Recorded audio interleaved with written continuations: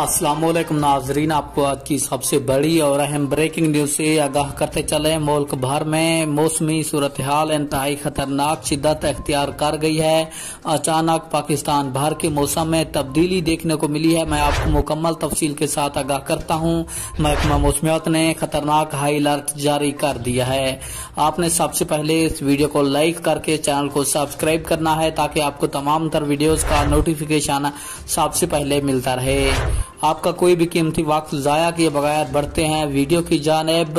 महकमा मौसमियात के मुताबिक बुध के रोज मुल्क के बेशतर बलाई इलाकों में मतला अबर आलूद रहेगा, ताहम शुमाली बलूचिस्तान, इस्लामाबाद, बलाई वस्ती, पंजाब, खैबर पख्तूनख्वा, कश्मीर और गिलगित बल्तिस्तान में तेज हवाओं, आंधी और गरज चमक के साथ बारिश का इम्कान बताया जा रहा है। इस दौरान बलाई सिंध में आंधी गर्द आलूद हवाएं चलने की तवक्को की जा रही है। महकमा मौसमियात के मुताबिक आइंदा 2 से 3 दिनों में मुल्क भर में बारिश और तेज आंधी का खतरात लाहक हैं।